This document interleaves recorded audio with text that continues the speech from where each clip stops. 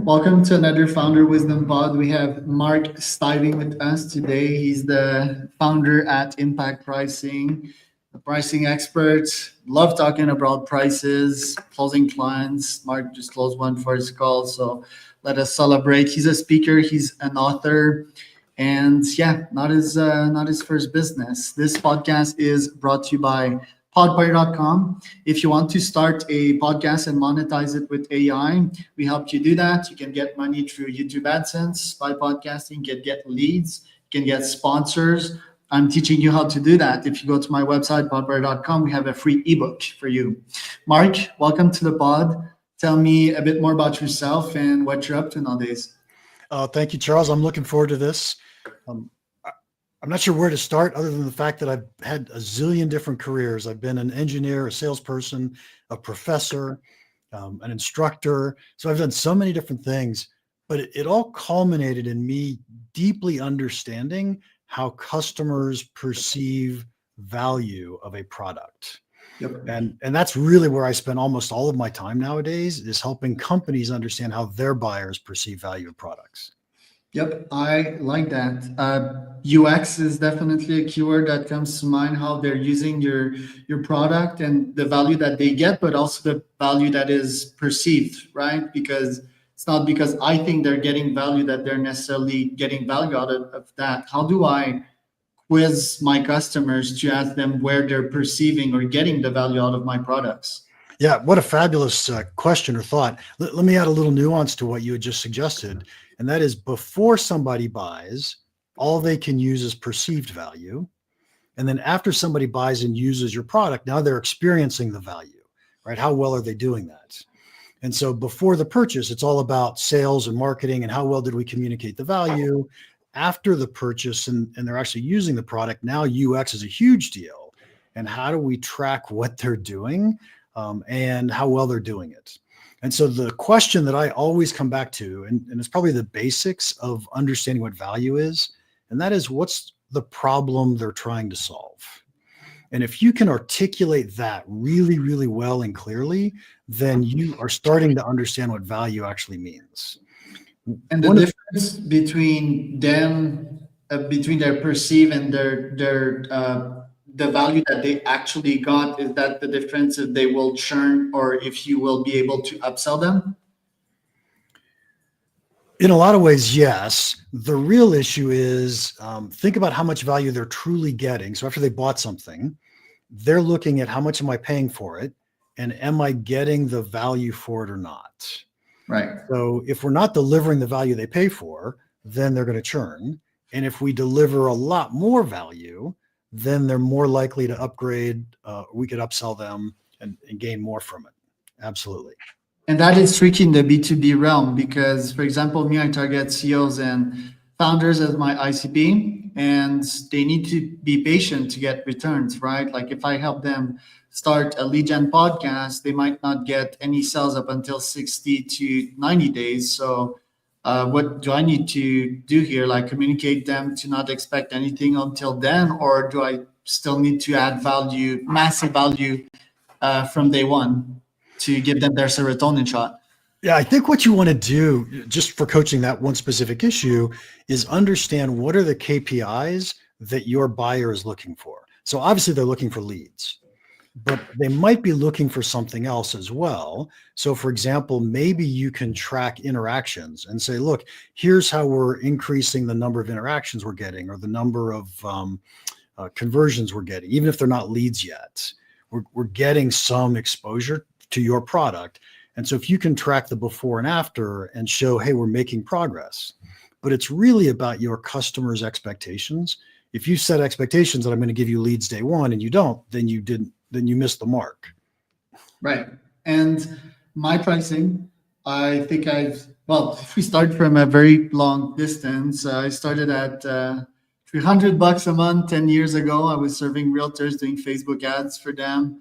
Then 600, then 1K per month. The podcasting stuff and the cold email outreach I've been selling, I think, was 2.5K. And ultimately, to this day, 5K per month. Was I right to constantly increase my prices because I was also watching the reaction of my audience, existing customers, and so forth. I like the scarcity that this brings as well because it's like, hey, every quarter or so, my prices are increasing. Um, what are your thoughts on that? Because yeah, I felt that people are more quiet nowadays that they know that I'm charging 5K a month. I do have ways for them to save though, discounts, Mhm. right?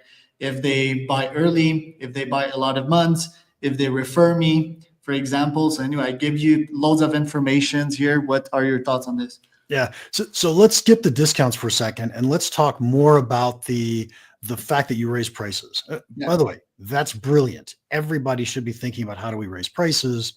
And here's what you're looking for. If you've got a recurring revenue business, you don't have to raise prices on your current customers, but you can. And if you can raise prices and still have a decent win rate for new customers, then you've hit the mark, right? What you're trying to do is push that number up and up and up until you get to the point where, hey, my win rate's down. I'm not getting enough customers. And the other thing that happens is as you're in business, you get more success stories. You build a better brand, a better reputation. You've actually probably got more experience and have a better product than you did when you first started. And so all of that said, it makes a ton of sense to continue to raise prices as long as we can win new customers.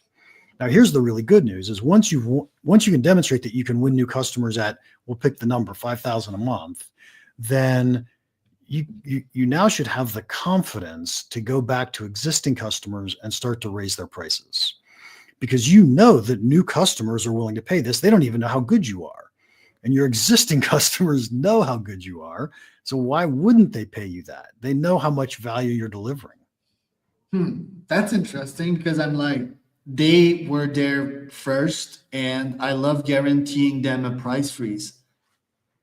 I mean, I might upsell them on new product, right? But on that same product, even if I got better, I'm like, you bought first, your prices are frozen. Good for you. Yep, that's your decision to make, right? That's Um, not the best decision, or because I feel if I would increase the prices, yeah, some of them would give up, and it's not because necessarily I'm not adding enough value, or maybe it is, who knows? But it's just that I don't know. Is it the economy? Is it alternatives? Right? I feel that people often don't see the value that you build for them, even if they're really smart people like CEOs and founders. Right? They don't understand the long term effect of your systems. Should is that just a fault of mine of just like during meetings or weekly, I should remind them of what we've achieved through reports? yeah. So the answer to that is yes. Remember, we talked about perceived value and experienced value. There's another value I'm going to call proven value. And so proven value is what are you doing for me? Can you prove to me that you're adding value to me? And what tends to happen, especially in a recurring revenue type business, is I've hired you, you had a great impact, and now we're kind of at status quo, and I assume that I don't need you anymore, right? And what you have to do is keep coming back and saying, look, here's the value we're actually delivering to you. And if you're in the B2B world, which you are, given everything you've described, value is defined by incremental profit. And so the question is, can you show your client, I made you this much money? And when you can do that, then they're going to keep paying you. Yeah, that's a very good point. I'm gonna have a brainstorming session with my GPT, my $1 million a year funnel GPT reports, automated reports, preferably, in which I'd be CC. That would be pretty fun. Now, what about scarcity? Do you actually recommend it, or does that push people away? I mean, real scarcity, right? Like increasing my prices. We've talked that this was good, but what's your general take on scarcity and companies being like, hey, you have 30 days to buy that, or even discounts, as I've talked about? Yes. So we'll call that the fear of missing out, right? I want to make sure I get the good deal and I don't want to miss out on that. Certainly that works, especially, I'm going to say the words B2C. Now, if you're dealing with small companies or solopreneurs, even though they're B2B customers or B2B buyers, they think and act a lot like consumers, like B2C. because I'm buying from my own company at that point in time. And what you might say is they're going to respond the way a consumer would. And that's why we see all these sales or limited time pricing. And they work. There's absolutely no doubt they work. They probably wouldn't work if you sold enterprise level software to big corporations. What they tend to do is say, oh, you offered a 10% discount if I bought in June. We still want that 10% discount, even though it's September, right? Because we know you can afford it. Right. Well, I mean, that's not the best typically.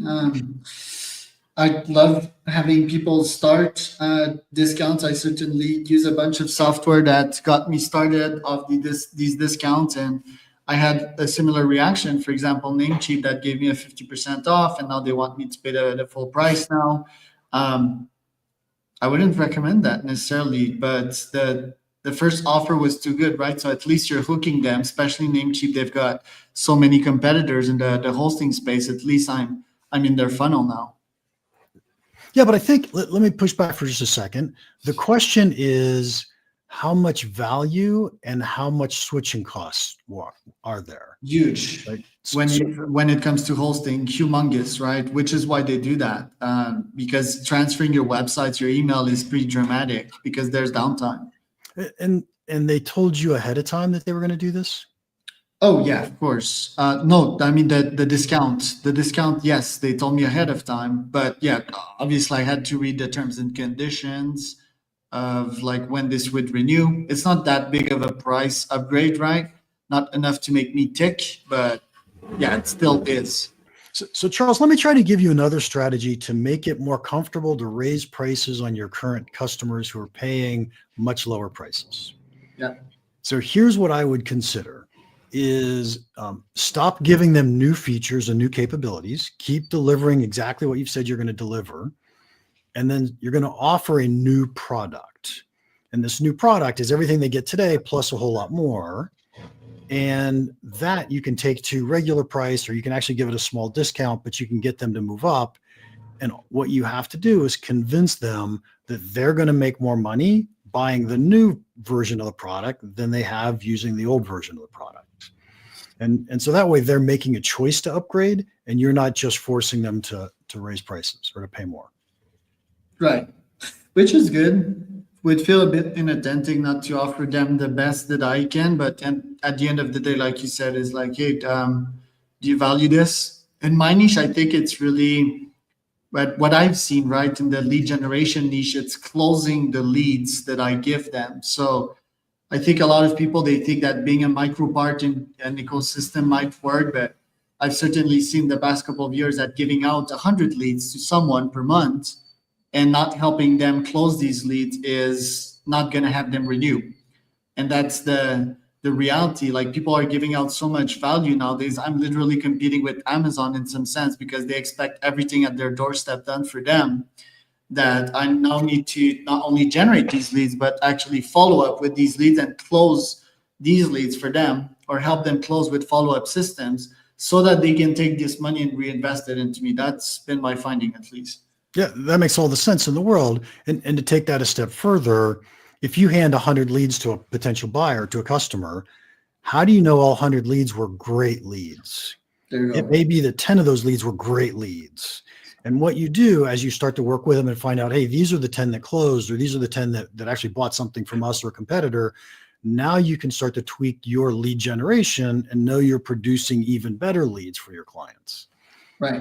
So it's just a big circle. Right.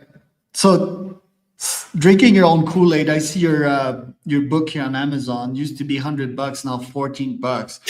What's your strategy on Amazon? Why did you write a book, and has that promotion worked? Yeah. So what you're looking at is my fourth book. Yes. And I'm surprised you saw that, because we just announced it today, and it turns out we're only going to bring the price down for one day, on Valentine's Day.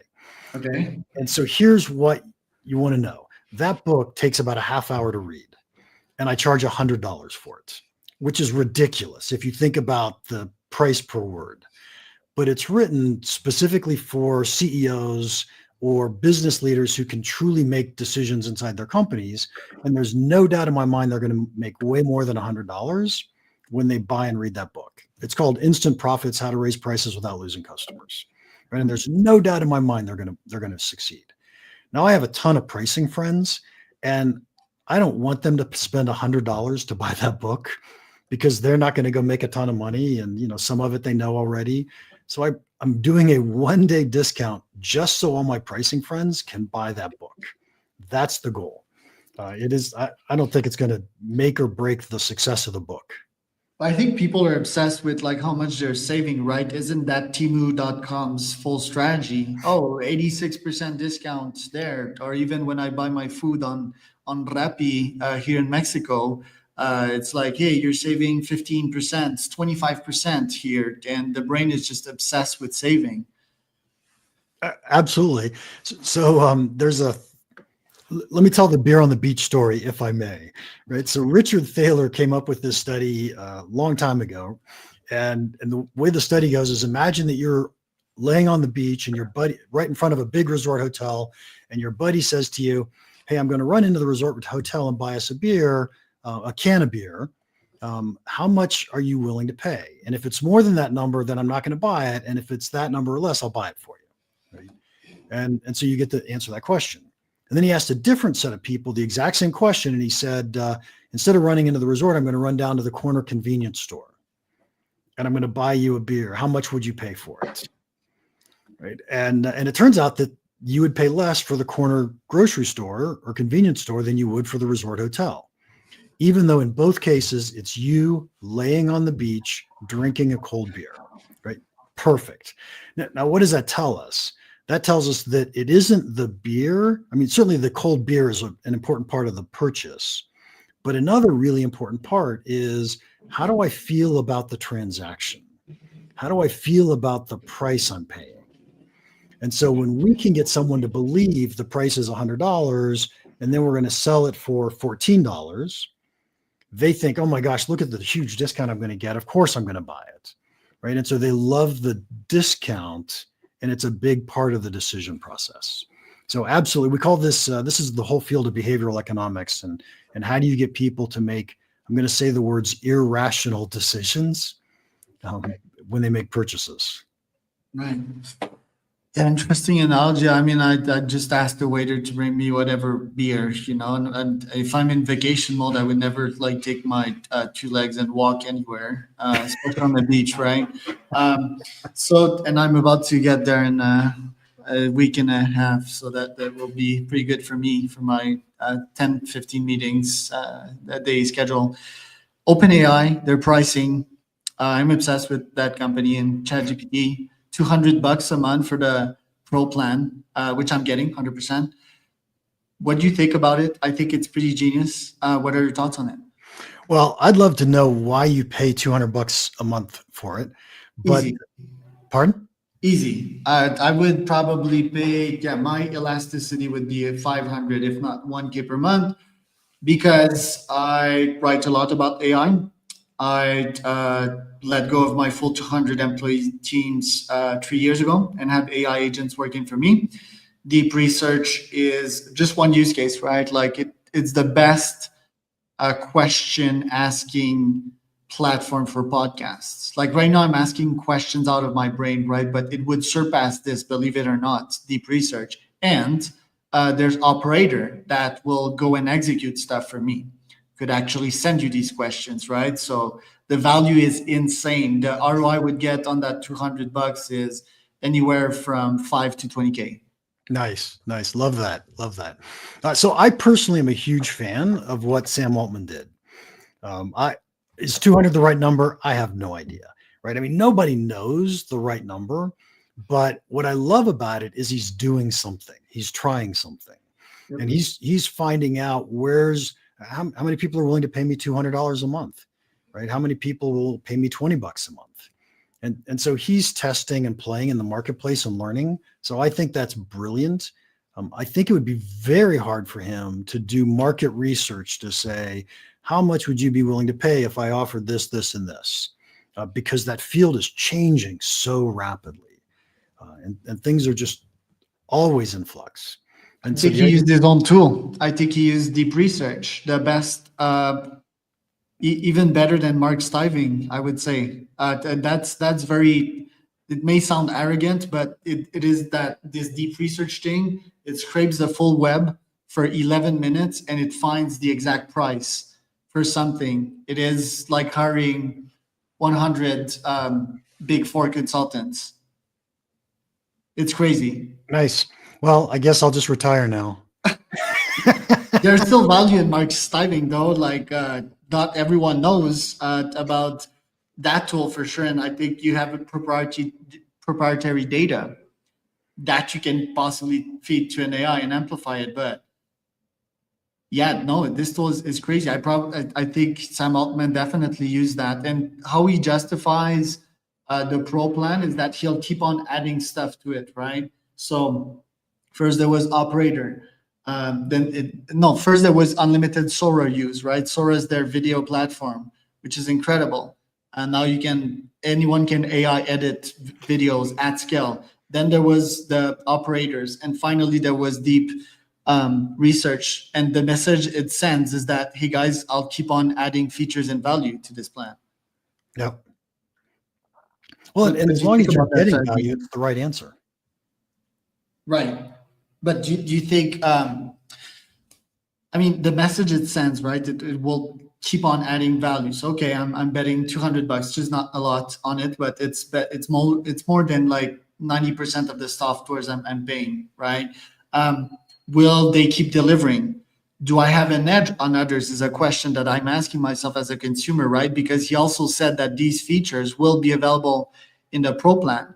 So I guess, like you said, there's a FOMO, there's a counter FOMO here, because I'm like, okay, I'm early on the platform to use it, but eventually everyone else will get access to these features, which will make me less competitive, right?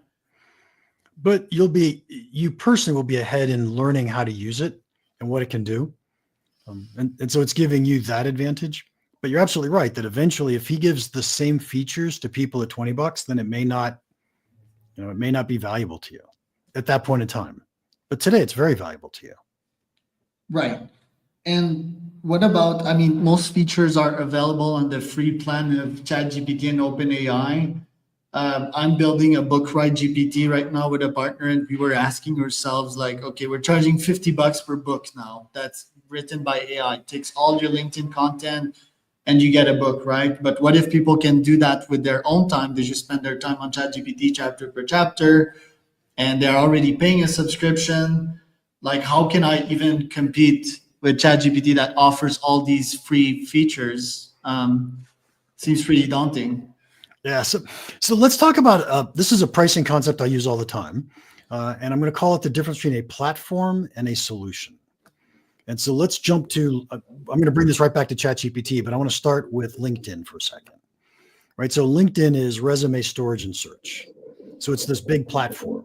And how do we charge different people different prices for it? And what do we do? And so they couldn't really charge a ton for resume storage and search. And then they said, hey, who gets the most value out of this? Who gets the most value are recruiters. And so they built a recruiter package of LinkedIn, and they sold that at a much higher price. And then they said, salespeople really get a lot of value. So they built Sales Navigator, and they sold that at a much higher price. And so you could think of these as solutions instead of a platform. The problem with the platform is I have to know what to go do with it, right? Think about the value of QuickBooks relative to the value of Excel, right? Because Excel, I can do absolutely anything, including everything that QuickBooks can do. But QuickBooks charges a whole lot more. And so what you're saying is you have this ability to craft solutions from a platform that other people don't have the ability to do. I could say, write me a book from all my LinkedIn posts, and it would suck compared to what you would do for me. Sort of. Ultimately, I think it's a product mode, right? And the LinkedIn case, I have been buying LinkedIn Premium since forever. I think it's a very fair plan, and I think they have a platform mode, right? I can outreach to more people. I can connect with more people if I have that plan, and it's one of the best way to grow a business. So pretty much a no-brainer. One case that I want to finish the podcast on, which is really interesting and really challenging, is Shutterstock. They're still selling stock photos, right? $4 per piece. I posted on that yesterday. Good luck if you can find that post because I post 20 times a day. DALI, it does it for free. Any image that you have in your mind. And yeah, obviously there's not the quality, but I don't think people need quality. There's Grok as well that is doing images for free. If you would be contracted, if Shutterstock would buy your services, what would be the strategy? What would you advise them on? I have no idea. That's just way too hard, Charles. That's why I'm throwing it at you.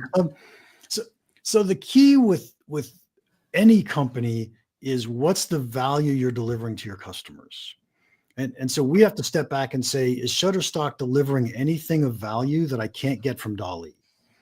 Right. And so if you say, look, the reason I've ever bought anything from Shutterstock is I wanted to put it in a PowerPoint presentation, or I wanted to put it on a web page.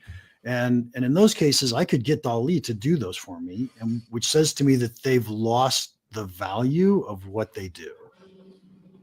Right. I would immediately integrate with these companies, Grok and DALI, right? So I would pay a lot to do that. And there would be the same engine on their website, but the high quality photos of Shutterstock. That's what I would do to survive, but it's such a hard question. Not sure how they're going to make it. Mark, where can people find out more about you and your company? So like you, I'm very active on LinkedIn. They can find me there. And my company's website is impactpricing.com. And if you go to Amazon and use my name, you'll find that there's 4 books there waiting for you to purchase. One of which, if you happen to get it on February 14th, is 86% off.